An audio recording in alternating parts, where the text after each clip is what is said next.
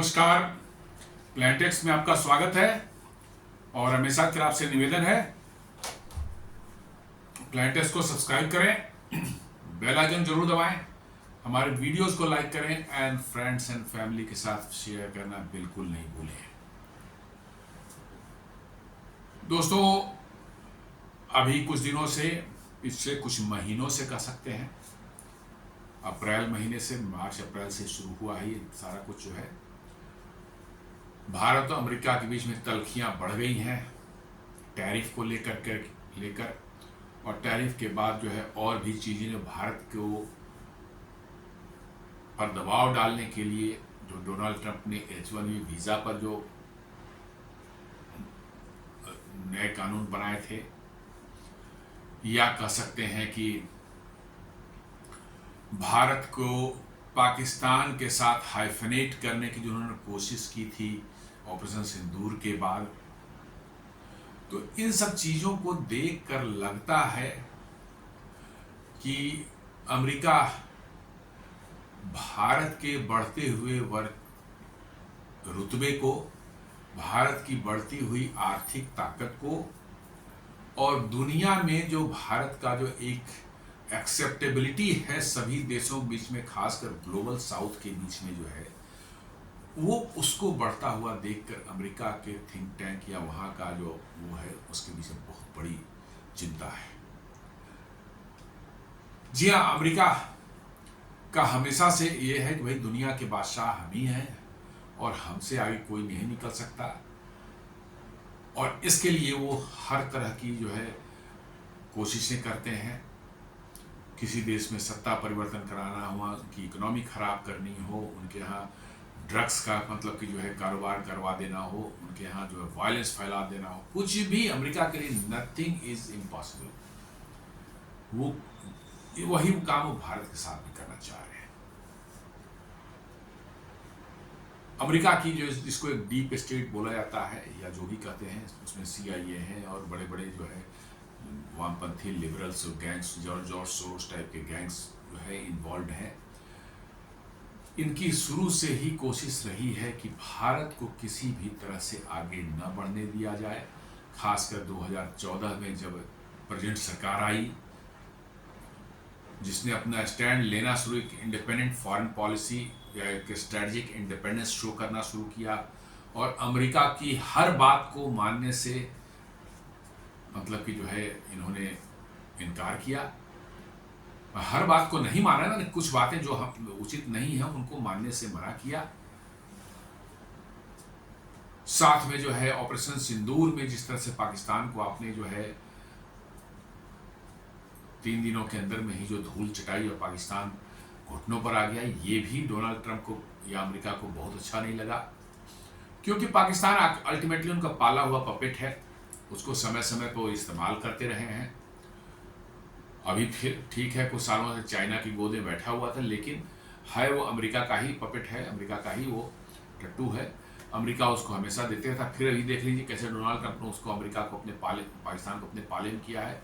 जैसे भी चाह रहे हैं वैसे पाकिस्तान से को नचा रहे हैं, और वो काम पाकिस्तान को इतना प्रश्रय देने का एक ही उनका होता है कि भारत को बगल में बैठ करके जो है उंगली करते रहो, या कह सकते हैं कि अमेरिका की इच्छा है कि पाकिस्तान थ्रू भारत को उंगली करवाते रहना है, और उसके लिए पाकिस्तान को हर संभव मदद जो है, पैसे, हथियार जो भी देना रहा समय समय पर, ये करता रहा है अमेरिका। 70s और 80s के दौर में देखें तो उस समय पाकिस्तान एक्टिवली जो है इन्वॉल्व था परमाणु हथियार बनाने के लिए। जो है उसका एक फ्रॉड जो है साइंटिस्ट क्या बोलते, चोर था, वो बेसिकली चोर था, ही वाज ए थीफ, जो कि दुनिया से स्मगल करके सामान चोरी कर करके लाना यूरोप से, अमेरिका से। वो AQ खान जिसको बोलते हैं, उसको साइंटिस्ट लोग बोलते हैं, वो साइंटिस्ट वगैरह कुछ नहीं था, चेहरे से वो साइंटिस्ट थोड़े लगता है, बिल्कुल चोर था एक नंबर का। वो स्मगलिंग करके जो है लाता था और उसको यहाँ जोड़ तोड़ करके जो है उसने परमाणु बम का कुछ हिसाब किताब किया। लेकिन आप ये भी जान लें कि इसके बावजूद भी जो परमाणु हथियार पाकिस्तान कभी नहीं बना पाता अनलेस अदरवाइज की अमेरिका की टैसिट अंडरस्टैंडिंग या सपोर्ट उसको ना मिला था। अब लोग तो कहते हैं ऑपरेशन सिंदूर के बाद जिस तरह से अमेरिका बौखलाया, लोग तो इतना तक कहते हैं कि भाई जब सोवियत यूनियन अफगानिस्तान में घुसा था और अमेरिकन और वेस्टर्न फोर्सेस को काउंटर कर रही थी और उसको काउंटर करने के लिए जो है पाकिस्तान का इस्तेमाल हो रहा था, वहाँ पर अफगान लोगों को मुजाहिदीन बना करके जो है जिहाद की ट्रेनिंग दे करके जो है हथियार दे करके उनको पाकिस्तान में पुश किया जाता था और वो जाके सोवियत सेना से लड़ते थे। तो अमेरिका को एक डर था कि अफगानिस्तान के बाद कहीं सोवियत यूनियन, चूंकि सोवियत यूनियन बहुत पावरफुल था और बहुत फेरोसस भी था और अमेरिका को वाकई में सोवियत यूनियन से उस समय डर लगता था, तो उसको एक डर था कि कहीं वो अफगानिस्तान के बाद पाकिस्तान न घुस जाए। और पाकिस्तान जो है शुरू से ही अमेरिका का एक स्ट्रेटजिक एलाई रहा है।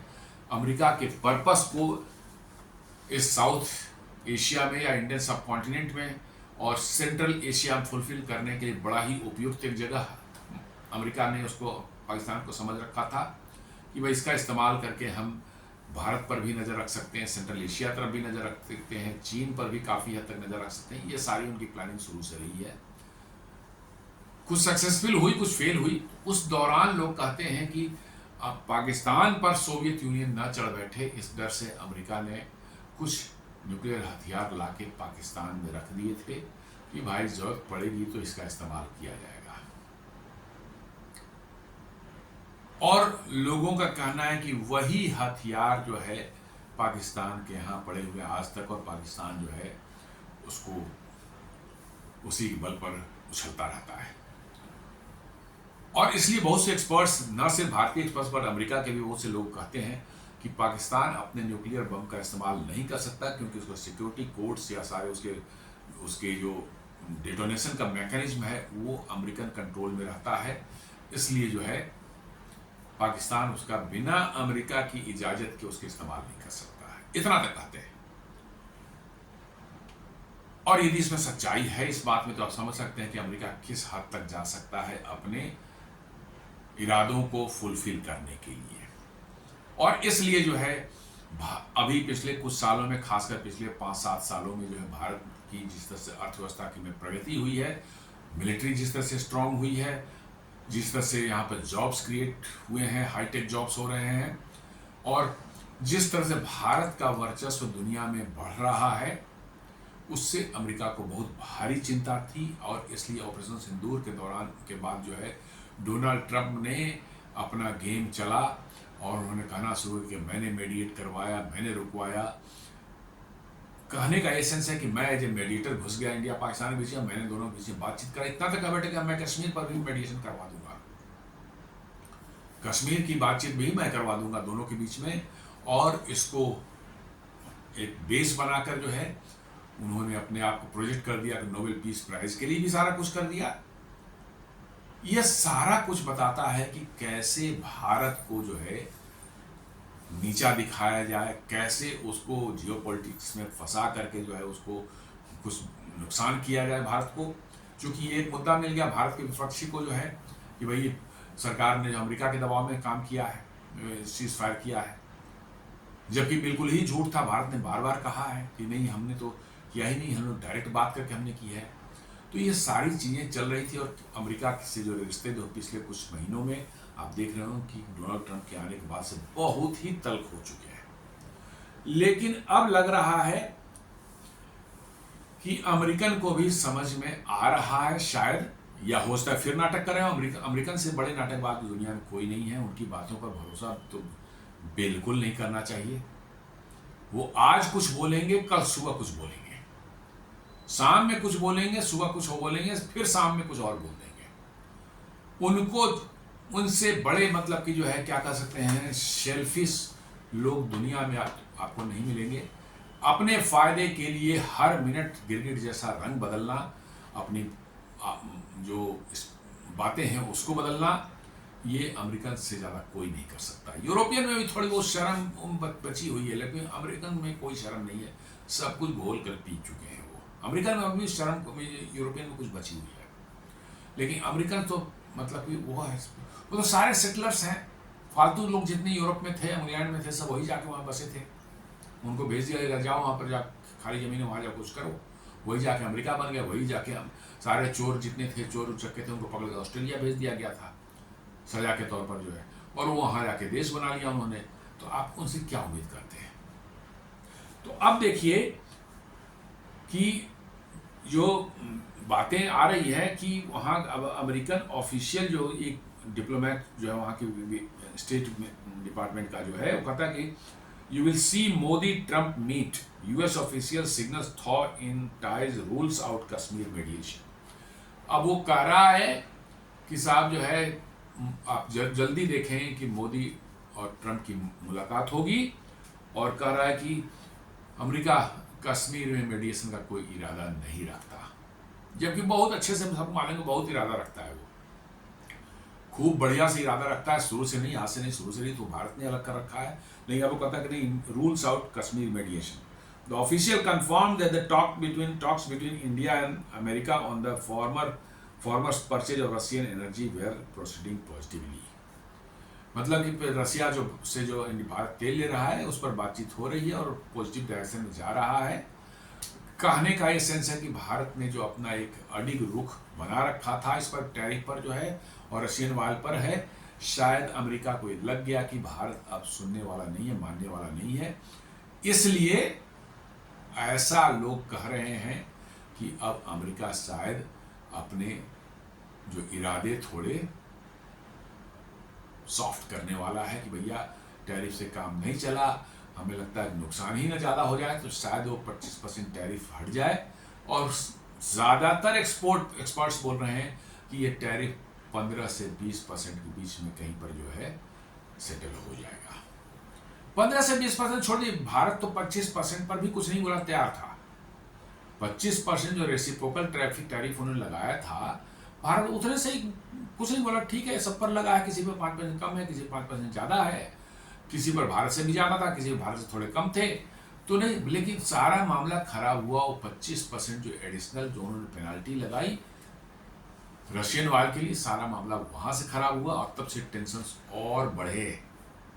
और साथ साथ अमेरिका का लगातार ये इंसिस्ट करना कि नहीं आप अपने एग्रीकल्चर सेक्टर को खोलिए, अपने डेयरी सेक्टर को खोलिए, अपने जो है फिशरी सेक्टर को खोलिए, अपने एमएसएमई को खोलिए, जो कि भारत ने पहले ही कर दिया था कि ये हमारा रेड लाइन है, नो गो एरिया है, इसमें हम कुछ नहीं कर पाएंगे, इसको छोड़कर आपको जहां बात करनी है कर लीजिए, वहां एडजस्टमेंट की गुंजाइश है हम कर लेंगे। दरअसल अमेरिका में अब बनता उनका कुछ नहीं है, सच्चाई यही है।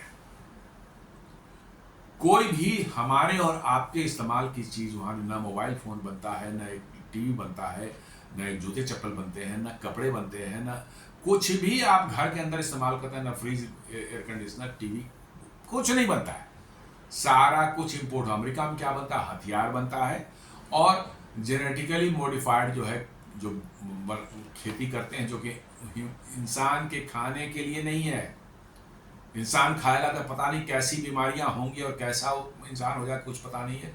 जेनेटिकली मॉडिफाइड मक्का और मतलब कि जो है ये सोयाबीन, यही तो उनके प्रोडक्ट हैं, कृषि वाले प्रोडक्ट हैं। जेनेटिकली मॉडिफाइड करके जो है इसको उसका आउटपुट बढ़ा रखे हैं, पूरा उसका यील्ड बढ़ा रखा है, मैकेनाइज पूरी खेती कर रखी है, डैम चीप उसका जो है उसका कॉस्ट कुछ पड़ता ही नहीं है, बहुत कम पड़ता है। और चाहते हैं कि दुनिया इसको ले, खरीदे, खाए और बुरी तरह से बीमार पड़े, और फिर उसके बाद जो है वहां की कंपनियां R&D करके कहे कि हमने इस बीमारी का एक इलाज निकाला है, ये दवाई निकाली है, ये महंगी दवाई जो है आप हमसे लीजिए और खरीदें और खाएं।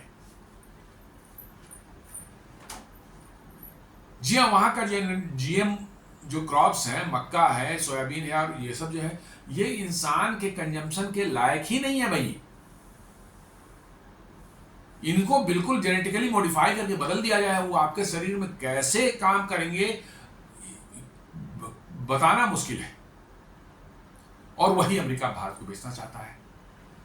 भारत ने कहा कि नहीं, ये नहीं चलेगा, हमारा नेचुरल आपके पूरे क्रॉप साइकिल को खत्म करना चाहते हैं, चौपट करना चाहते हैं, और भारत को फिर वही अर्ली 60s में जो हम लोग गेहूं मांगने अमेरिका के पास जाते थे और वो हम लोग को लतिया के भगाता था, उसी स्थिति में भारत के अंदर में फूड डिपेंडेंट करना चाहते हैं भारत को। आज भारत इस कंडीशन में दुनिया को जो है खिला रहा है, खुद खा रहा है, भरपेट खा रहा है और दुनिया को खिला रहा है। दसियों बीसियों देश होंगे जहां से भारत से चावल गेहूं जा रहा है और वो भारत से मंगा खा रहे हैं। अमेरिका चाहता है कि भारत जो है फूड डिपेंडेंट हो जाए, भारत की फूड जो सिक्योरिटी जो है उसको हम खत्म कर दें, ताकि फिर भारत में करते, क्योंकि खाना एक ऐसी चीज है उसके लिए तो आदमी किसी के सामने हाथ फैला सकता है, और वही अमेरिका चाहता है, क्योंकि और कोई अमेरिका के पास उपाय नहीं रह गया। पैसे हैं तुम्हारे पास तो अब हमारे पास भी पैसे हैं भैया, रखो अपने पैसे अपने पास। हथियार है तो हम भी हथियार बना रहे हैं। अब ज्यादा दिन तक यदि अमेरिका नहीं कुछ कर सका तो अमेरिका की दादागिरी जल्द ही दुनिया से खत्म होने वाली है, और इसकी चिंता उनको बहुत जोर से, बहुत मतलब कि जबरदस्त उनकी है, और इसलिए वो भारत को कहीं ना कहीं फंसाना चाह रहे हैं किसी न किसी मेजरमेंट में, को लड़ाई में उलझ जाए भारत। वो कभी नहीं चाहते थे कि ऑपरेशन सिंदूर रुक जाए, वो चाहते थे कि जैसे गाजा वाला वार है चल रहा है, महीनों सालों तक चले चले, दोनों बर्बाद हो। वो चाहते हैं कि भारत चाइना से लड़ जाए, जी हाँ, वो चाहते हैं कि भारत चाइना से लड़ जाए, ताकि सब जो है उसमें उलझ करके जो भारत की आर्थिक प्रगति जो है रुक जाए, चाइना के भी रुक जाए, और अब फिर हम मौज करें। उनको पता चल गया कि वो आगे अब नहीं बढ़ सकते, उनका जहां जो होना था हो गया। अब पीछे वाले को आगे बढ़ने से कैसे रोकें, चाहे और पीछे कर दें, ताकि हमारे बीच में गैप वो बना रहे और हम नंबर 1 पावर कहलाते रहे। दैट इज देयर मतलब कोई साइकोलॉजी, और इसलिए सारे तमाशे कर रहे हैं। कुछ भी कर लें वो, nothing is going to happen. America has to deteriorate, उनका जो है जो सुपर पावर का स्टेटस है वो खत्म होगा, उनकी इकोनॉमी जो है नीचे जाएगी, और दुनिया से उनका वर्चस्व जो है वो धीरे धीरे खत्म हो। ये इनएविटेबल है, चाहे कुछ भी करें। लेकिन वो कहते हैं कि दिया भी बुझने के पहले जो एक बार फड़फड़ाता है, तो अमेरिका वही फड़फड़ाहट अमेरिका के कुछ सालों तक दिखेगी, फिर वो फड़फड़ाहट भी खत्म हो जाएगी। तो अब ये देख रहे हैं कि अमेरिकन जो है कहना नहीं ठीक है, सब ठीक हो जाएगा, नरेंद्र मोदी से मिलेंगे डोनाल्ड ट्रंप, और आपको हम कश्मीर में कोई मेडिसिन हमारा करने की इच्छा नहीं है, ये सब सारी बातें बोल रहे हैं वो। और इसी बीच में जो है फिनलैंड के राष्ट्रपति जो है अलेक्जेंडर थर्ड, उन्होंने जो है एक अलग ही मतलब कि राग आलाप दिया है यूरोपियन अमेरिकन को। उन्होंने कहा कि no, India is not like Russia and China. उन्होंने कहा कि इंडिया रसिया और चाइना नहीं है। Finland president hails India as emerging super power, sends message for the West. Finland president Alexander Stubb, sorry मैंने गलत बोल दिया, एलेक्जेंडर स्टब उनका नाम है। उन्होंने कहा कि इंडिया भारत और चाइना की तरह नहीं है। कह रहा है कि ये president Finland president hails India as emerging super power, sends message for the West. मतलब साफ साफ उन्होंने वेस्ट को कह दिया कि भैया इंडिया को चाइना और रसिया नहीं समझिए, ये इमर्जिंग सुपर पावर है। साफ उन्होंने कहा कि इमर्जिंग सुपर पावर है, और इसलिए भारत के साथ डीलिंग उसी हिसाब से कीजिए। चाइना और रसिया ऐसा डीलिंग नहीं कर सकते आप। ये जो है फिनलैंड अभी हाल ही में नाटो का मेंबर, पिछले साल या 2024 में चाहे 2023 में नाटो का मेंबर बना। न्यूएस्ट सबसे नया मेंबर फिनलैंड और स्वीडन है, बने हैं भी लेटेस्ट। और इन्होंने वेस्ट को आईना दिखा, कहते हैं कि not like India and China, Finland president hails India emerging super power. इनको दिख रहा है कि भाई जिस बिना किसी हेल्प के, बिना किसी पर डिपेंड हुए जो भी भारत की, चाइना की ग्रोथ तो अमेरिका ने कराई थी। सारी अमेरिकन कंपनियां जो है 80s 90s के दौर में जो है पहुंच गई वहां पर मैन्युफैक्चरिंग के लिए। Billions and billions trillions of dollar जो उन्होंने वहां इन्वेस्ट किए, बड़ी बड़ी फैक्ट्रियां लगाई। और आज जो चाइना अपने मैन्युफैक्चरिंग मतलब कि super power of the world अपने आप को बोलता है, या फैक्ट्री ऑफ द वर्ल्ड बोलता है, वो कुछ भी नहीं था। मैं बता रहा हूं, अमेरिकन कंपनियां जो है वो नहीं आती तो चाइना जो है आज हमसे बुरी स्थिति उसकी रहती। वो तो अमेरिकन को सस्ते माल चाहिए थे। अमेरिका में जो है लोगों की तनख्वाह, उनकी वेज वगैरह इतनी बढ़ गई थी, सैलरी जितनी बढ़ चुकी थी कि अब अमेरिका में ये सब रोजमर्रे की चीज़ों का प्रोडक्शन करना जो है और बाजार में बेचना बहुत महंगा हो रहा था। तो उन्होंने उससे निजात पाने का एक तरीका ढूंढा। कंपनियों को बोला जाओ किसी सस्ती जगह है जहाँ के वहाँ बनाओ, वहाँ से इंपोर्ट करो। वो उठ के चाइना चले गए। चाइना ने सारी चीज़ देखा, भैया आ रहे हैं को बढ़िया, सारी चीज़ फैसिलिटेट कर दी। कम्युनिस्ट पार्टी सरकार है, वहाँ कोई विरोध नहीं कर सकता, कोई रूल रेगुलेशन वहाँ पर जो कुछ भी नहीं है, जो है सब कम्युनिस्ट पार्टी ने डिसाइड करती है। उन्होंने खटाखट उनको सब कुछ दे दिया। वहाँ तुरंत फैक्ट्रियाँ बन गई हो गए, लोगों को नौकरियाँ मिली और तुरंत चाइना की इकोनॉमी इमीडिएटली ग्रो करना शुरू हुई। खटाखट जो है अमेरिकन को सस्ते माल मिलते रहे। अब वो सस्ते माल खरीदते बेचते बेचते चाइना ने अब अमेरिका को ही खरीदना शुरू कर दिया है। जी हाँ, अमेरिका की टेक्नोलॉजी पर, अमेरिका के मतलब कि जो है इनोवेशन पर, वहाँ के जो है लोगों पर जो है चाइना का इतना वर्चस्व हो चला कि सरकार अब वहाँ की डर रही है। कितने वहां पर लोग चाइनीज स्पाई हैं, कितने मतलब कि वहां टेक्नोलॉजी चुराने वाले लोग बैठे हुए हैं जो वहां टेक्नोलॉजी चुरा करके जो है चाइना को पास ऑन करते हैं, सरकार को भी नहीं पता है वहां पर। तो चाइना तो पूरी तरह से अमेरिका के उसमें बढ़ा है, बट दुनिया ने देखा है भारत को वैसा कुछ भी नहीं मिला। आज हम 4.3 ट्रिलियन इकोनॉमी बने हैं पूरी तरह से अपनी बदौलत, कहीं से भी किसी तरह का जो है हेल्प नहीं या कहे कि कोई डिपेंडेंसी रही हो, नहीं। हमने स्ट्रगल किया, हमारे इसरो ने जो है खुद का home grown organically developed organization है। हमारे जो है फार्मास्यूटिकल इंडस्ट्री बिल्कुल होम ग्रोन ऑर्गेनिकली डेवलप्ड मतलब की इंडस्ट्री है। हमारी गारमेंट्स इंडस्ट्री ले लीजिए, जेम्स एंड ज्वेलरी को उठा लीजिए, हमारे ऑटोमोबाइल सेक्टर को उठा लीजिए। आज दुनिया का 3rd सबसे बड़ा ऑटोमोबाइल का मार्केट भारत में है और दुनिया की बड़ी बड़ी कंपनियां ऑटोमोबाइल यहाँ बनाती है और बहुत बढ़िया बनाती है और प्रॉफिटेबल भी है। ये ऑर्गेनिकली हुआ है, 30-40 साल लगे हैं, धीरे धीरे करके यहाँ तक हम पहुंचे हैं। वैसे ही बहुत से सेक्टर्स हैं। टेलीकॉम सेक्टर को देख लीजिए, आज हम दुनिया में हाईएस्ट डेटा कंज्यूम करने वाले कंट्री बने हैं। सबसे ज्यादा इंटरनेट इस्तेमाल करने वाले देश जो है भारत हो चुका है। यहां पहुंचने में हमें वक्त लगा है, काफी वक्त लगा है।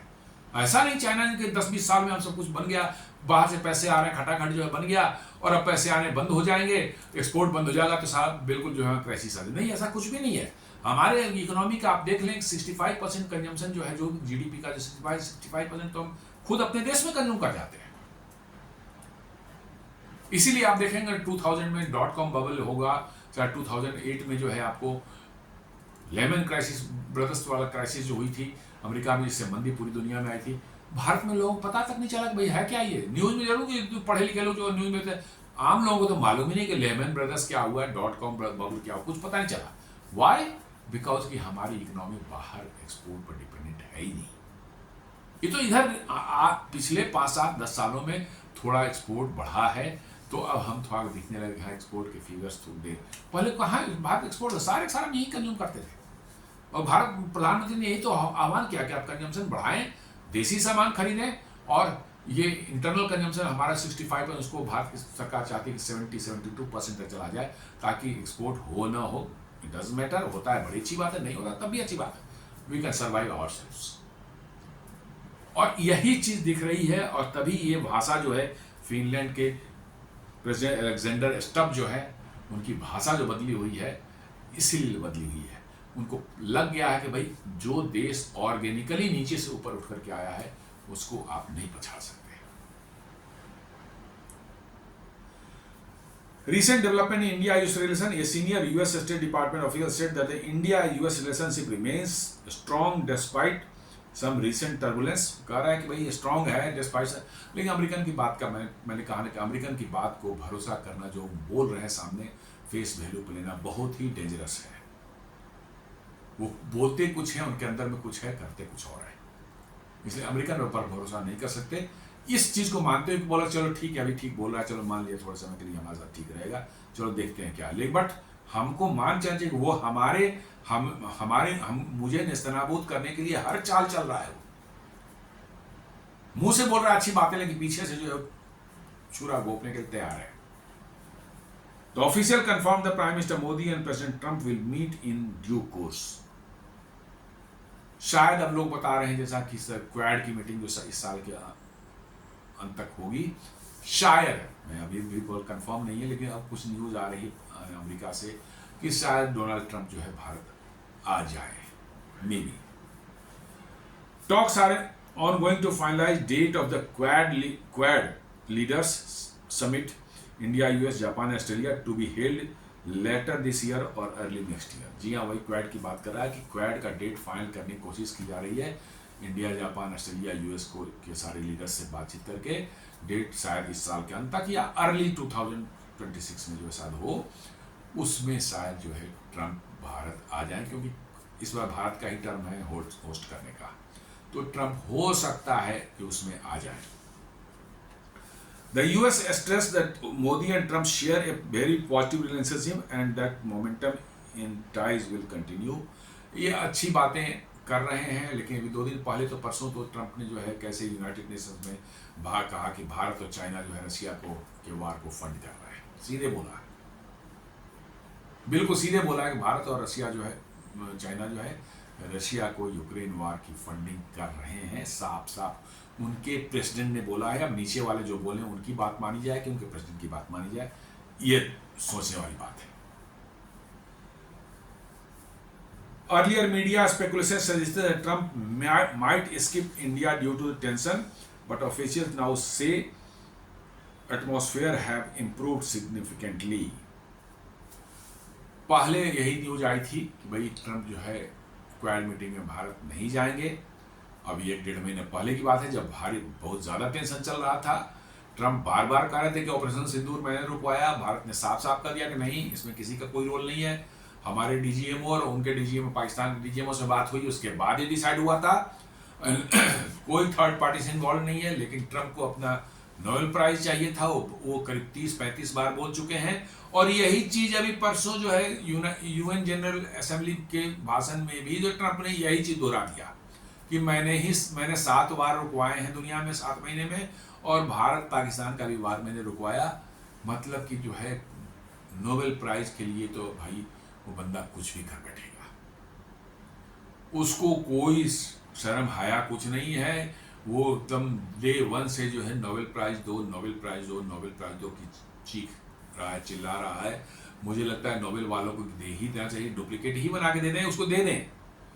डुप्लीकेट एक बना के दो, ओरिजिनल किसी जिसको देना दें, इसको डुप्लीकेट एक बना के दे दें कि लीजिए साहब नोबेल प्राइज आपका है। ये खुश हो जाएगा, शायद इसको नींद आनी शुरू हो जाए। नहीं तो नोबेल प्राइज तो इसका जिसकी जान लेकर रहेगा, मैं बता रहा हूँ। रशियन एनर्जी परचेज इशू पर वो कहते हैं कि one key friction point has been India's purchase of Russian energy despite Western sanctions। भाई कहाँ वेस्टर्न सैंक्शंस हैं? यूरोपियन यूनियन खुद वहां से एलएनजी खरीद रहा है। डोनाल्ड ट्रंप ने अभी खुद बोला है परसों यूएन जनरल असेंबली में कि यूरोपियन यूनियन भी उन्होंने यूरोपियन यूनियन नाटो का नाम लिया था, तो नाटो तो वही है, यूरोपियन यूनियन ही है, वही नाटो है। तो उन्होंने कहा था कि नाटो वाले भी तेल बने एनर्जी खरीद रहे हैं और इंडिया चाइना खरीद रहे हैं, ये लोग वार फंड कर रहे हैं। लेकिन वार फंडिंग का नाम सिर्फ इंडिया चाइना के लिए है, नाटो के लिए वार फंडिंग का नाम नहीं लिया है। खाली कहा कि भैया ये खरीद रहे हैं, गलत कर रहे हैं, ये करें, सैंक्शन करें, ये करें, सारा कुछ खत्म करें। इसका बेसिकली है कि यूरोपियन यूनियन सब कुछ बंद कर दे, अपना उसकी इंडस्ट्री तबाह हो जाए, सब कुछ जाए। जरूरत हो तो वो महंगे दाम पर अमेरिका से एनर्जी खरीदे, तब अमेरिका को बजाएगा। अरे कैसे मक्कार है सब ये कि भाई आपके घर में आग लग जाए, आपके घर में मतलब कि जो है तबाही आ जाए, उससे उसको कोई लेना नहीं है। आप रसिया से सस्ते में आप तेल मिल रही है, एनर्जी मिल रही है, वो बंद करके आप महंगे में जाकर अमेरिका से लीजिए और अपने घर का भंडार कर लीजिए। ये कहना चाह रही है। मैंने इतना खुल करके मक्कारी कैसे कर सकता है कोई, ये सोचने वाली बात है।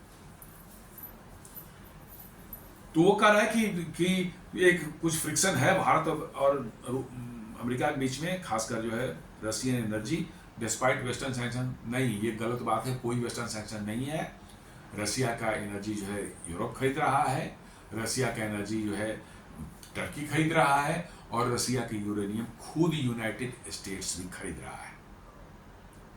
यूरेनियम भी एनर्जी के लिए है, यूरेनियम भी एनर्जी के लिए। तो भाई अमेरिका यूरेनियम क्यों खरीद रहा है, हमको समझ नहीं आती बात। और साथ साथ बैकडोर, पीछे से बैकडोर में चैनल से जो है अमेरिकन कंपनी एक्सॉन मोबिल जो है, उनकी बहुत बड़ी जो है एनर्जी वाली कंपनी है, पेट्रोलियम ऑयल कंपनी है, उसको जो है रशिया के शाखालिन आइलैंड वाले प्रोजेक्ट में स्टेक दिलाने के लिए जो है डोनाल्ड ट्रंप पीछे दरवाजे से बात कर रहे हैं रशिया से। डोनाल्ड ट्रंप तो बिना कुछ पैसे के करते नहीं है, बिल्कुल नहीं करते। अलास्का में जो मीटिंग हो रही थी, जो है मीटिंग बुलाई गई थी यूक्रेन वार को करने के लिए, और ट्रंप पुतिन को लेकर बंद कमरे में डिस्कशन कर रहे थे कि एक्सॉन मोबिल को जो 2022 में यूक्रेन को छोड़कर, वार के समय वो शाखालिन प्रोजेक्ट को छोड़कर भागा था। शाखालिन प्रोजेक्ट जो है रसिया का बहुत बड़ा ऑयल प्रोजेक्ट है, शाखालिन आइलैंड में जो है, उसमें 30% स्टेक जो एक्सन मोबिल का था, और यूक्रेन वार शुरू होते ही उसने अपने बेच बाज के वहां से निकल लिया, उसके 4-5 बिलियन डॉलर वहां फंस गए। अब वो 4-5 बिलियन डॉलर को मिल जाएगा, उसके 30% स्टेक जो फिर से उसको मिल जाए, वापस मिल जाए, इसके लिए ट्रंप कोशिश कर रहे हैं कि उसको कैसे दिला दिया जाए रसिया में जो है। कैसी हिपोक्रेसी है, कैसा दोहरा चरित्र है, आप समझ सकते हैं कि दुनिया को कह रहे हैं कि चाइना ले रहा है, रसिया ले रहा है, गलत कर रहा है, वार फंडिंग कर रहे हैं, और अपनी कंपनी को रशियन ऑयल प्रोजेक्ट में जो है, एनर्जी प्रोजेक्ट में घुसाने के लिए जो है ये बैकडोर चैनल से जो है बात कर रहे हैं, किससे? पुतिन से। यही अमेरिका, एग्जैक्टली यही है। पैसे के लिए अमेरिका कुछ भी कर सकता है, इस बात को आप मान लें। पैसा मिल रहा है तो सही गलत उनके लिए मोरल, इमोरल, इथिकल, अनइथिकल कुछ भी नहीं होता अमेरिकन के लिए। अमेरिकन तो हमने ये सब वर्ड्स बिल्कुल बोगस हैं, उनको सिर्फ डॉलर एक ही वर्ड समझ में आता है उनको, डॉलर। डॉलर जहां उनको मिल रहा है अमेरिकन को, उसके लिए वो कुछ भी कर बैठेंगे। कोई मोरल इमोरल नहीं होता, कोई इथिकल अनइथिकल नहीं होता है, कुछ भी नहीं उनके लिए है। वो डॉलर के लिए एनीथिंग दे कैन डू। यही अमेरिका का रियल कैरेक्टर है, और इसीलिए अमेरिका का डाउनफॉल होना शुरू हुआ है। अमेरिका का डाउनफॉल जो दिख रहा है और इमिनेंट दिख रहा है, होना ही है, वो इसी वजह से दिख रहा है। आज अभी कुछ दिन पहले मैंने एक वीडियो बनाया था, क्या अमेरिका भी सोवियत यूनियन के रास्ते पर चल पड़ा है? क्या अमेरिका भी उसी सोवियत यूनियन तरह से कोलैप्स होगा? लग तो ऐसा ही रहा है। एकमात्र जो है डेवलपिंग कंट्री है जहां पर एवरेज लाइफ एक्सपेक्टेंसी जो है नीचे जा रही है। जी हाँ, आपको सुनकर बड़ा आश्चर्य होगा। लोग समझते हैं कि अमेरिका के भाई, ये अमेरिका चमक दमक, ये पैसा वो पैसा, ये टेक्नोलॉजी, ऐसा सुविधा, ये फैसिलिटी। अमेरिका में एकमात्र डेवलप वर्ल्ड का जो है कंट्री है जिसमें लाइफ एक्सपेक्टेंसी जो है नीचे जा रही है। भारत और सब देशों में बढ़ रही है ऊपर और अमेरिका की लाइफ एक्सपेक्टेंसी नीचे जा रही है। क्यों? Excessive money, unethical life style उनका जो है, इमोरल लाइफ स्टाइल जो है, उनको जो है जिंदगी के जो मूल तत्व होते हैं उनसे वो दूर हो चुके हैं, एकदम दूर हो चुके हैं। उनका लाइफ बिल्कुल इमोरल है, अनइथिकल है। हर चीज को पैसे, प्रॉफिट और पैसे के टर्म में तोलना उनका हो। प्रॉफिट यदि मिल रहा हो तो 10-20 लोगों का मर्डर भी हो जाए, मारे जाए, कोई फर्क नहीं पड़ता। करोड़ों लोगों का की जान चली जाए, कोई फर्क नहीं पड़ता। किसी देश में ड्रग्स का कल्चर घुसा देना हो, ड्रग्स जबरदस्ती लोगों के बीच में ड्रग्स का सेवन जो है उसको बढ़ावा देना हो, वो सब काम करेंगे। तो अल्टीमेटली क्या होगा, वही उस देश में भी होना शुरू होता है।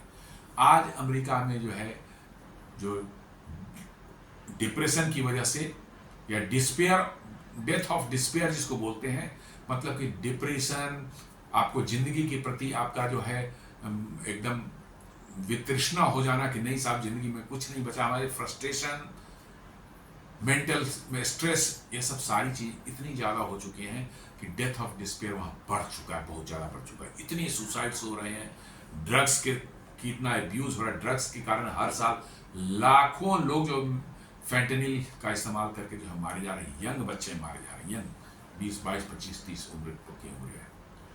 तो अमेरिका अपने कर्मों की सजा भुगत रहा है। जो दुनिया में करोड़ों लोगों की जान लेने के लिए जो है जिम्मेवार है, आप वियतनाम वार ले लें, इराक वार ले लें, अफगानिस्तान वाला वार ले लें, कहीं पर भी ले लें, तो अमेरिका को अपने कर्मों की सजा मिल रही है। बिकॉज कि जो वैल्यूज आपने पकड़े हैं जिंदगी के लिए, जो है वो वैल्यूज गलत आपने पकड़े हैं, तो गलत रास्ते पर चलेंगे तो गलत ही होगा। वही अमेरिका के साथ हो रहा है। तो ये कहते हैं the US official confirm that talks are progressing positively on this issue. मैंने रशियन वार इशू पर कह रहे हैं कि जो है टॉक्स जो है प्रोग्रेस पॉजिटिवली जो है बढ़ रहा है आगे। A resolution is expected within weeks, meaning both sides are trying to find a compromise. अब क्या कॉम्प्रोमाइज है, गॉड नोज। इंडिया ने तो साफ कहा भाई एनर्जी सिक्योरिटी हमारी सबसे बड़ी जरूरत है, और हम बंद नहीं कर सकते रशियन वार जब तक कि हमको जो चीप ऑयल कहीं से और से नहीं मिलता। मैं तो कहता हूँ अमेरिका इतना परेशान है तो अमेरिका तो बहुत तेल निकलता है, भाई रशियन रेट पे वही दे दे, हम वहीं से ले लेंगे। थोड़ा ट्रांसपोर्टेशन कॉस्ट एक्स्ट्रा ही पड़ेगा हमको, तो ले लेंगे, कोई दिक्कत नहीं है। बट रशियन हम ऑयल ले लेंगे, कोई दिक्कत नहीं है। अमेरिकन ऑयल ले लेंगे, वो लीजिए नहीं, हमसे आप ज़्यादा दाम पर खरीदिए। रशिया से सस्ता लेना उसको बंद कीजिए, हमसे ज़्यादा दाम पर खरीदिए। इतनी बेशर्मी दुनिया में कहीं से देखने को ना मिले। The involvement of top officials, the U.S. Trade Representative Jamieson Greer, Secretary of State Marco Rubio, and India's External Affairs Minister S. Jaishankar shows the high level seriousness of the dialogue। जी हाँ, जयशंकर जी अभी गए हुए हैं America, वही United general assembly. Modi ji भी जाना था, लेकिन मोदी जी ने मना कर दिया, क्योंकि था कि वहाँ पर ट्रंप गले ना पड़ जाए, इनके पीछे ना पड़ जाए कि आ जाए, मिल लो, बात कर लो, हम लोग आपस में बात कर लेते हैं। इस डर से मोदी जी गए ही नहीं। आपने देखा होगा कैसे G7 में गए थे कनाडा, वहाँ लौट रहे, उनका नेक्स्ट डे जो है ग्रीस जाना, यहाँ जाना था, मतलब कि जो है यूरोप में कोई कंट्री था, वहाँ पर जाने का उनका था। पहली बार वो जा रहे थे उस कंट्री में, जो है नाम मैं भूल रहा हूँ उसका। और ट्रंप कहता कि अरे कहाँ जा रहे हो, उधर जा रहे हैं, आ जाइए वाशिंगटन होते जाइए, मिलते हुए जाइए, आप यहाँ से मिलते हुए जाइए ना। और वहाँ बिठा रखा तो आसिम मुनीर को। जी हाँ, वो एक हफ्ते दिन से वहां बैठा हुआ था, और इन लोगों को डर था, इनको भारत के लोगों को डर था कि व्हाइट हाउस में मोदी जी बुलाया और कहीं दूसरे कमरे से दरवाजा खोल कर मुनीर को पहुंचा देगा, दोनों के साथ बिठा करके फोटो खिंचवा लेगा, कहेंगे देखो हमने तो करा दिया, दोनों के बीच में, वो दोनों के बीच में दोस्ती करा दी। ये बहुत बड़ा डर था, इसलिए मोदी जी को पता चल गया था इन्होंने, हाँ वो जी क्रोएशिया जाना था उनको, क्रोएशिया का प्रोग्राम था उनका नहीं, मुझे क्रोएशिया जाना है, इसलिए जो है नहीं आ सकता, वो नहीं गए। इसी डर से इस बार UNGA में भी न्यूयॉर्क नहीं गए वो, क्योंकि वहां पर वहीं जाते हैं, वहीं ट्रंप कहता है भाई आ जाओ, यहीं बात करते हैं, पीछे से मुनीर को नहीं बिठाते, क्योंकि मुनीर और शाहबाज उधर ही घूम रहे हैं, अमेरिका में ही घूम रहे हैं, और कहीं चले जाते ये तो उनको बुला करके जो है बिना बुलाए, जो है बिना बताए जो है उनको बुला देता है, फोटो खिंचवा लेता है। ये कुछ भी कर सकता है, और फिर फोटो फ्लैश जो है कि हमने करा दिया, अब हम नोबेल प्राइज दे दो मेरे को। ये धंधा होने वाला था, तो इन्होंने सबोटाज कर दिया। पहले मोदी जी ने कहा कि जाना ही नहीं है, इन्होंने भेज दिया S. जयशंकर को। तो वहाँ पर जाकर के जो है ये US ट्रेड रिप्रेजेंटेटिव और मतलब कि वहाँ secretary of state Marco Rubio से उन्होंने मुलाकात की, और तब ये सब स्टेटमेंट जो है अच्छे बातें जो है निकल करके आ रही हैं। The US reaffirmed that it will not hyphenate India and Pakistan। US ने कहा कि हम इंडिया और पाकिस्तान को जो हाइफनेट नहीं करेंगे, एक ब्रैकेट में नहीं रखेंगे। बार बार कहता आपको पाकिस्तान से रखना रखिए, लेकिन हर इंडिया के मैटर को पाकिस्तान से जोड़ करके हर चीज को, या पाकिस्तान मैटर को इंडिया से जोड़ कर दोनों को एक साथ टैग करके जो है करेंगे तो नहीं चलेगा ये। The Trump administration will not mediate on Kashmir issue. देखिए ट्रंप बोल चुका था कि हम मीडिएट करेंगे, अब वो कहा कि नहीं हम लोग मीडिएट नहीं करेंगे, इसमें हमें कोई जरूरत नहीं है। Official stress the Kashmir is a bilateral matter between India and Pakistan. अब कह रहे हैं कि ये बायलैटरल मैटर इंडिया पाकिस्तान का है। The US would only step in if both sides specifically request help, but otherwise it will stay out।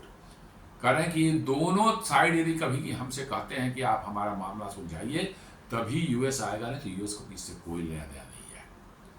भाई अभी तो 2 महीना पहले बोल रहे थे कि हमने लड़ाई रुकवा दी और हम कश्मीर को भी लड़ाई का भी मामला सुलझा देंगे। या ट्रंप के अपने माने वक्तव्य है, ये अपना उनका स्टेटमेंट है। कि हमने तो लड़ाई दोनों के बीच रुकवाई है और हम दोनों का के बीच में कश्मीर मैटर को भी रिजॉल्व कर देंगे, इसलिए मेरे को जो है नोबेल प्राइज दे दो। जी हाँ, ये यही है उसका धंधा है कि भाई कुछ भी बोल रहा है, कुछ भी कर रहा है कि पता नहीं 7 लड़ाइयाँ कहाँ कहाँ, यूक्रेन वार तो एक लड़ा नहीं, जो लड़ाई तो रुका नहीं, जो कि वो बोल रहा था कि 24 घंटे में रुकवा दूंगा मैं जब राष्ट्रपति बनते। अब ये कहाँ थाईलैंड और कंबोडिया के 2-4 गोले वोले चल, लाठी वाठी कुछ चली थी आपस में, जो है कुछ भी नहीं था, ऐसे ही एक आध बम फेंक दिया, एक आध मोटा वोटा डाल दिया था, या डंडे वंडे से भी सही लड़े शायद वो हो गया। बॉर्डर उसको कहा कि मैंने रुकवा दिया उसको। आर्मेनिया और अजरबैजान दोनों छोटे देश हैं, उनको दोनों कान पकड़ के बुलवाया, वो व्हाइट हाउस में बिठाया, बोला कि भैया यहाँ दस्तखत मार दो। दस्तखत में लिखा हो कि हम लोग आपस में शांति से रहेंगे, कोई झगड़ा नहीं है, नहीं हो रही है फला ठिकाना। और वहाँ पर जो है उन दोनों को प्रेशराइज किया कि भैया हमें रिकमेंड करो नोबेल प्राइज़ के लिए। उन दोनों ने कहा हाँ हाँ हम लोग पूरा मामला सलट गया, अरे कितना बढ़िया हुआ, बहुत अच्छा हुआ, ट्रम्प साहब तो कमाल के आदमी है साहब, इनको नोबेल प्राइज़ तो बिल्कुल मिलना ही चाहिए। मैंने वो दुनिया में पकड़ पकड़ करके जो है लोगों को कह रहा है कि भैया हमें नोबेल प्राइज़ दिलवाने का रिकमेंड करो, और भारत ने रिकमेंड नहीं किया, यही सबसे बड़ी मेरे प्रॉब्लम उसकी है, और इसीलिए भारत चिढ़ा हुआ है। वहाँ के कंसल्टिंग फर्म, जो बहुत बड़ी कंसल्टिंग जेफरीज जो है, उसने साफ अपने रिपोर्ट में डाला है कि इंडिया ने उनको नोबेल प्राइज के लिए रिकमेंड नहीं किया, जबकि पाकिस्तान ने कर दिया था। यही कारण है भारत पर 50% टैरिफ लगाने का। अपनी रिपोर्ट में, ऑफिशियल रिपोर्ट में उन्हें जारी किया है कि भारत पर 50% टैरिफ सिर्फ इसलिए लगा है कि भारत ने जो है पाकिस्तान की तरह ट्रंप का नाम नोबेल प्राइज के लिए रिकमेंड नहीं किया, और ये ट्रंप को बहुत अंदर तक चुभ गई ये बात, और इसलिए जो है वो भारत को मजा चखाने के लिए तुले हुए हैं। This is a shift in tone as Trump earlier hinted at mediation after the 2025 border tensions. जी हाँ, वही मैं कह रहा था कि ट्रंप ने इसको साफ साफ कहा था कि मैं कश्मीर का मामला भी सुलझा दूंगा, मैंने दोनों की लड़ाई रुकवाई है और मैंने कश्मीर का मामला भी मैं सुलझा दूंगा, ऐसा उन्होंने साफ साफ कहा था। तो अब उससे बैकआउट कर गए हैं, ये करें कि नहीं नहीं ये बायलैटरल है, ये दोनों जाने, दोनों कहेंगे हमसे आने के लिए तो हम देखेंगे, अदरवाइज तो हमारा कोई लेना नहीं है। For India this is seen as a diplomatic victory since New Delhi has always oppose third party mediation. जी हाँ, भारत के लिए एक बहुत बड़ी डिप्लोमेटिक विक्ट्री कह सकते हैं कि अमेरिका जैसे देश को अपना स्टैंड बदलना पड़ रहा है, उसके प्रेसिडेंट के ने जो बात कही थी उससे पीछे हटना पड़ रहा है। ये बहुत बड़ी डिप्लोमेटिक विक्ट्री है, और ये कोई आसान चीज नहीं है। अमेरिका जैसे देश को अपने स्टैंड बदलने के लिए मजबूर करना, ये कोई छोटी मोटी बात नहीं होती है। और यही अमेरिकन को खल रही है कि अब अमेरिका का वर्चस्व दुनिया में जो है धीरे धीरे कम हो रहा है। अभी 2 दिन पहले आपने देखा कैसे यूके, कनाडा और ऑस्ट्रेलिया ने कैसे अमेरिका के न चाहते हुए भी जो है पैलेस्टाइन स्टेट को जो है उन्होंने मान्यता दे दी, जबकि अमेरिका कह रहा है कि नहीं ये गलत है, ये अभी इसका टाइम नहीं आया है, इससे प्रॉब्लम हो जाएगी उस एरिया में।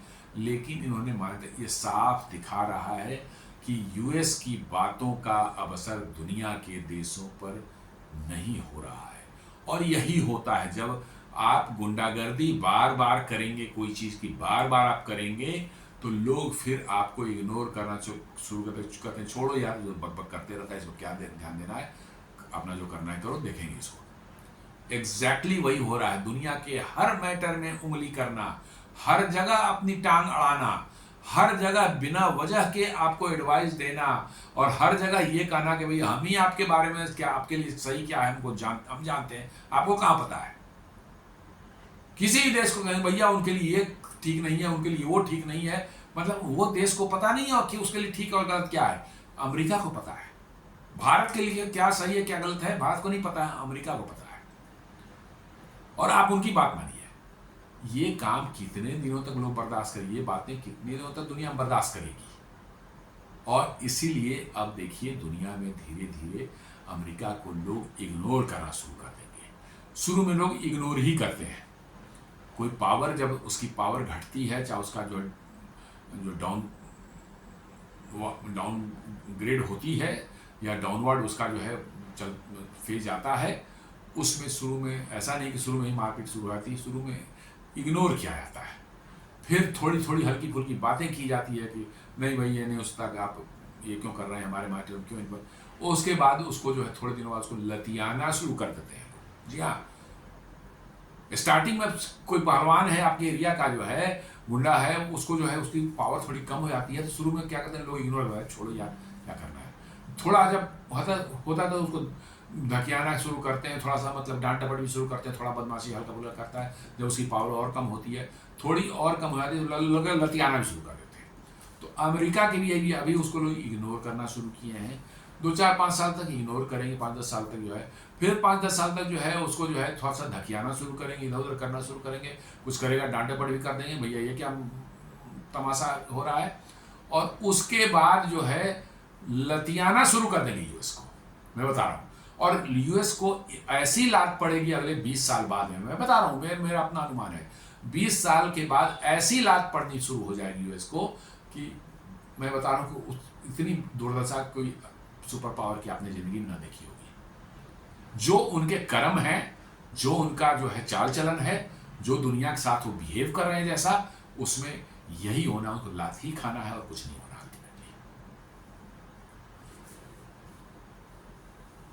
अमेरिका में एक सर्वे किया गया जिसमें 76% ऑफ अमेरिकन से Trump doesn't deserve the Nobel peace prize. लीजिए, अमेरिका में ही लोग कह रहे हैं ट्रम्प से इतना तबाह हो चुके हैं, टैरिफ बढ़ने से जो महंगाई बढ़ी है और हजारों की संख्या में नौकरियां चली गई हैं, बड़े बड़े मैन्युफैक्चरिंग प्लांट्स वहां से शिफ्ट हो रहे हैं, जो फार्म इक्विपमेंट बनाने की 180 साल पुरानी जो जॉन डीरी जो है वहाँ सबसे प्रतिष्ठित माने फार्म इक्विपमेंट बनाने वाली कंपनी थी, वो पूरा का पूरा अपना शिफ्ट कर लिया कहाँ, मैक्सिको।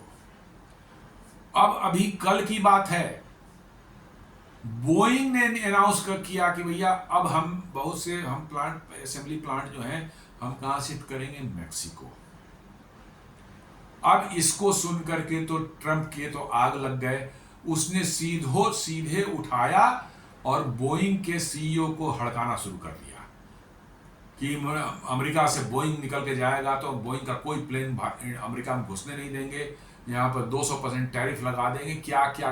बोइंग के सीईओ ने साफ साफ कहा कि बिजनेस के लिए जो भी चीज सुटेबल है, जो हमारे बिजनेस इंटरेस्ट में है और जो हमारे शेयर होल्डर के इंटरेस्ट में जो चीज है, कंपनी के लॉन्ग टर्म इंटरेस्ट में है, हम वही काम करेंगे। पॉलिटिकल आउटलुक आपका कुछ भी हो, उससे हमारा कोई लेना देना नहीं है। और मैं पिछले कई वीडियो बोल चुका हूं कि बोइंग वहां से बाहर निकलेगा, अमेरिका से। अभी तो ये शुरुआत है, छोटा सा निकला होगा, अल्टीमेटली बोइंग कहां आएगा, वो भारत आएगा, देख लेना। जगह नहीं है कोई दूसरे उसके लिए, भारत ही उसको आना। अभी उसने जो अपने कुछ मैन्युफैक्चरिंग एक्टिविटीज को जो है शिफ्ट किया है, कहाँ, मैक्सिको शिफ्ट करने प्लान किया है। ट्रंप ने उसको डायरेक्ट धमकाने की कोशिश की, उसने साफ जवाब दे दिया कि नहीं, आपका पॉलिटिकल कंपल्सन कुछ और हो, हमारी बिजनेस रिक्वायरमेंट ये है और इसके तहत जो हमको बाहर जाना चाहिए, हमारी जरूरी है, तभी हमारी कंपनी का भला होगा, लॉन्ग टर्म के लिए हमारे शेयर होल्डर का भला होगा, हम बाहर जाएंगे। ट्रंप उसको कह रहा है 200% टैरिफ लगा देंगे। और किस पर टैरिफ लगा? तेरी ओन कंपनी है भाई, तुम्हारी ओन कंपनी है, वो उसी पर 200% टैरिफ लगाएगा, क्या तेरा होगा? अमेरिका का ही बटा ढाल। यही हो रहा है उस देश में। माइक्रोसॉफ्ट जैसी कंपनियां अपने कॉर्पोरेट हेडक्वार्टर जो है दुबई शिफ्ट कर रही है, अमेजन जैसी कंपनियां कॉर्पोरेट हेडक्वार्टर दुबई शिफ्ट कर रही है। कहां जाएगा अमेरिका? कौन बचाएगा उसको? ये होता है लोगों का माइंडसेट। अमेरिकन बेसिकली फ्रॉड हो चुके हैं, काम धंधा नहीं किए बगैर हमको कहां से फ्रॉड करके मिलियंस ऑफ डॉलर्स जो है महीने में आ जाए, ताकि हम मौज करें और ऐश करें, सारी दुनिया घूमे फिरे, जो ऐश मौज होता है दुनिया का अच्छा बुरा सब करें। हमको काम कहाँ करना है भाई? हम अमेरिकन हैं, हमारे डीएनए घुसा हुआ है साहब। हमको कोई काम करके पैसे तो चलो गरीब लोग कमाते हैं, हम लोग तो सारे गोरे लोग हैं, हम लोग काम करें कहाँ पे? हमें तो बिल्कुल पैसा ऐसे ही आता है। यही अमेरिका में फ्रॉडिज्म करके, 2 नंबरिया काम करके पैसे कमाने का उनका धंधा शुरू हुआ है। तो ये थोड़े दिन तक चलता है सब काम, ज्यादा दिन तक चलता नहीं है। शेयर मार्केट में घोटाला कर लेंगे, कोई क्रिप्टो में कोई घोटाला कर लेंगे, यूक्रेन जैसी वार में कुछ करके जो है मनी लॉन्ड्रिंग के तहत जो है पैसा जो है यूक्रेन को भेजेंगे, फिर वापस वो लौट के आ जाएगा, हम ही खा जाएंगे। ये सब धंधा कितने दिन चलेगा? ये ज्यादा दिन तक नहीं चलता। ये अंत में अब कंपनियां जो डूबने लगेंगी, बोइंग जैसी कंपनी की प्रतिष्ठित कंपनी जो है उसको अमेरिका छोड़ना पड़ रहा है। तो you can very well imagine what is the state of affairs inside America. General Motors हो, आपको फोर्ड हो, आप टेस्ला हो, सब अपने अपने प्लांट धीरे धीरे कहाँ ले जा रहे हैं? कनाडा ले जा रहे हैं, कोई मैक्सिको ले जा रहा है, कोई और कहीं ले जा रहा है। ये तो हालत अमेरिका की बन चुकी है। लेकिन वही करके रस्सी जल जाती है लेकिन उसका बल नहीं जाता है। तो अमेरिका वही रस्सी है, जल गया है, बल नहीं जा रहा है। अब कुछ दिनों में बल भी निकल जाएगा तब लोग बतियाना शुरू करेंगे इसको।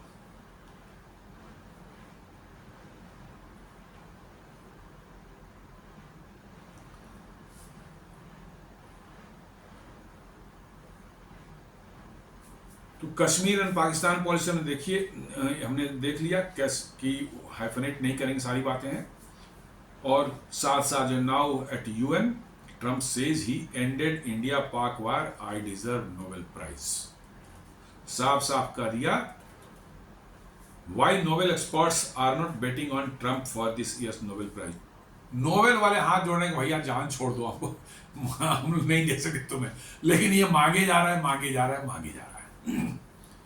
जी हाँ, नोबेल प्राइज के जो कमेटी में 5 लोग होते हैं, उसमें 3 ने साफ साफ कर दिया कि भैया हाथ जोड़ दिया कि भैया ट्रम्प नहीं दे पाएंगे तुम्हें, फ्रॉड आदमी हो, हम नहीं देंगे तुम्हें, छोड़ो हमें। लेकिन ये बात ही नहीं अपनी बंद कर रहा है। ये US president Donald Trump repeats on UN stage his claim that he ended a war between India and Pakistan, counting it among 7 such conflicts. जी हाँ, 7 का नाम गिना है उसने, नंबर बताया, और उसमें बताया कि एक इंडिया पाकिस्तान था, इसको हमने खत्म कराया, इसलिए फिर कहता कि हमें नोबेल प्राइज दे दो। और नोबेल वाले से हाथ जोड़ रहे हैं, भैया आप तो जान छोड़ दे किसी तरह से, जो है हम नहीं दे पाएंगे, हमारी इज्जत भी कुछ बची खुची है वो भी खत्म हो जाएगी। अब ये चक्कर चल रहा है। और इधर जो है जैसा मैंने बताया कि अलेक्जेंडर स्टब जो है फिनलैंड के जो राष्ट्रपति, उनका कहा stub has consistently pushed for India's involvement in resolving the Ukraine crisis. वो बार बार कहते हैं कि भारत को इन्वॉल्व करे यूक्रेन क्राइसिस को रिजॉल्व करने के लिए, कोई दूसरा नहीं कर पाएगा, भारत ही मना पाएगा पुतिन को। At the Helsinki Security Forum 2025, he underlined that India has a geopolitical stake in this conflict. Helsinki में कोई कॉन्फ्रेंस हो रहा था, हेलसिंकी सिक्योरिटी फोरम 2025, उसी में उन्होंने कहा कि इंडिया का एक स्टेक है, जियोपॉलिटिकल स्टेक है इस कॉन्फ्लिक्ट जो यूक्रेन रशिया वाला है। कहने का ये मतलब है कि रशिया से भारत के बहुत अच्छे संबंध हैं और भारत इसलिए जो है अपना इस्तेमाल करके जो है इसमें कुछ मदद कर सकता है। He mentioned that he has been in talks with PM Modi regarding the situation. He suggested steps achieve a ceasefire first, organize a bilateral meeting between Zelensky and Putin, use further phone diplomacy to decide the agenda for peace talks. उन्होंने कहा कि हमने मोदी जी से कई बार बात की है और कुछ स्टेप्स जो उन्होंने सजेस्ट किए, कहा था पहला काम है किस तरह से सीज फायर हो जाए, जो जहां है वहीं पर सीज फायर हो जाए, उसके बाद जो है बायलैटरल मीटिंग अटेंड कराई जाए पुतिन और जेलेंस्की की, और ये भारत ही कर सकता है। जी हाँ, समझ दूसरे की बस का नहीं है। जेलेंस्की से और पुतिन से, दोनों से कौन आदमी बात मिल रहे हैं आराम से, वो मिल रहे हैं मोदी जी। तो भारत ही यह काम करा सकता है। तो कह रहे हैं कि पहला है कि आप सीज फायर किस तरह से कर लो, सीज फायर के बाद दोनों की बायलैटरल मीटिंग करा दो, and use further phone diplomacy to decide the agenda for peace talks।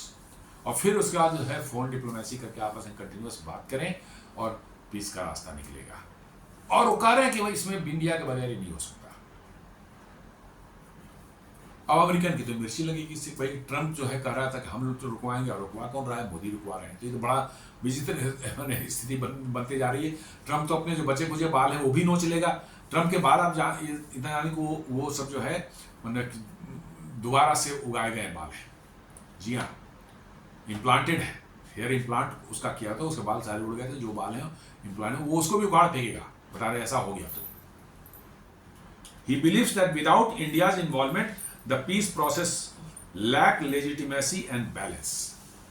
उन्होंने कहा कि इंडिया को इन्वॉल्व नहीं करते हैं तो ये पूरा पीस प्रोसेस जो है इसकी ये लेजिटिमेसी इसके क्वेश्चन मार्क हो लग जाता है, और साथ साथ जो है इसमें बैलेंस भी जो है वो नहीं आ पाता। इसलिए और इसीलिए जेलेंस्की ने भी कल जो है यूएन जनरल परसों जो यूएन जनरल असेंबली में जो ट्रंप के साथ मीटिंग हुई, ट्रंप को उसने जवाब दे दिया, कहा कि नहीं नहीं भारत खराब नहीं है, भारत हमारे साथ है, और यूरोपियन यूनियन को जो भारत का साथ बिल्कुल नहीं छोड़ना चाहिए, भारत को अपने साथ रखिए, भारत रसिया से भी एनर्जी ले रहा है लेकिन उसको हम लोग बना लेंगे। वो भला बुरा नहीं कर रहा है भारत को, वो समझ गया है भारत की ताकत, इसलिए वो भारत को भला बुरा वो कह रहा है कि यूरोपियन यूनियन भारत के साथ रहना चाह रहा है, और यूरोपियन यूनियन को मेरी सलाह है कि भारत को हमेशा अपने साथ रखें, और रशियन एनर्जी की जो बात है उनका कहा कि भारत इस पर मान जाएगा, हम लोग मना लेंगे, उसको समझा लेंगे। तो अब देख लीजिए दोनों तरफ की बात देख लीजिए आप, पुतिन इधर कह रहे हैं भाई मोदी हम जैसा चाहेंगे वैसा होगा, इधर मतलब कि जेलेंस्की बोल रहा है, और ये अभी साफ साफ बोल रहे हैं अलेक्जेंडर स्टब जो है फिनलैंड के प्रेसिडेंट कि भाई बिना इंडिया के इन्वॉल्वमेंट की ये हो ही नहीं सकता, लेजिटिमेसी ही नहीं है, इतना तक कह दिया, पीस टॉक की लेजिटिमेसी ही नहीं है, आप अंदाजा लगा सकते हैं। तो दोस्तों ये एक बड़ा शिफ्ट आया है पिछले 1-2 दिनों में, अमेरिका के एटीट्यूड में शिफ्ट नहीं आया, ये ऊपर से दिखावेबाजी, खैर दिखावेबाजी है तो जो भी जो है, भारत का साफ कहना है भाई 25% एक्स्ट्रा टैरिफ जो तुमने लगाया उसको खत्म करो, फिर बात करते हैं, एक रीजनेबल टैरिफ रहेगा, हम भी बर्दाश्त कर लेंगे, नो प्रॉब्लम, हमारे रेड लाइन हम कभी क्रॉस नहीं करने देंगे, और तब जाके रिलेशंस नॉर्मलाइज होंगे, करना है तो कर लो, नहीं तो देखते हैं। तो दोस्तों भारत की जो है स्थिति इस समय डिप्लोमेटिक वे में जो काफ़ी मजबूत बनी हुई है, और अमेरिका के लाख चाहने के बावजूद भी जो है अब इवन यूरोपियन देश भी भारत के नज़दीक तेजी से आ रहे हैं। तो दोस्तों ये एक छोटा सा विश्लेषण था, कैसे अमेरिका भारत के जो रिश्तों में जो खटास आई थी, अमेरिका इसको किस तरह से नॉर्मलाइज करने की कोशिश कर रहा है, और थोड़े बहुत स्टेटमेंट्स आ रहे हैं उधर से जिसे लग रहा है, हालांकि डोनाल्ड ट्रंप अभी उसी मूड में है, लेकिन उनके जो विदेश मंत्रालय जो है स्टेट डिपार्टमेंट से जो है थोड़े से बात ऐसे कंसिलिएटरी मैंने अप्रोच में उनकी बातें नज़र आ रही हैं, लग रहा है कि वो भारत को नाराज ज़्यादा नहीं करना चाहते, देखते हैं आगे क्या होता है। तो ये हमारा छोटा सा वीडियो था, आज विश्लेषण था आज के इस विषय पर। उम्मीद करता हूँ कि वीडियो आपको पसंद आया होगा, इसे आप लाइक करें, फ्रेंड्स एंड फैमिली का शेयर करें, हमारे चैनल को सब्सक्राइब करें, और बेल आइकन दबाना बिल्कुल नहीं भूलें। धन्यवाद।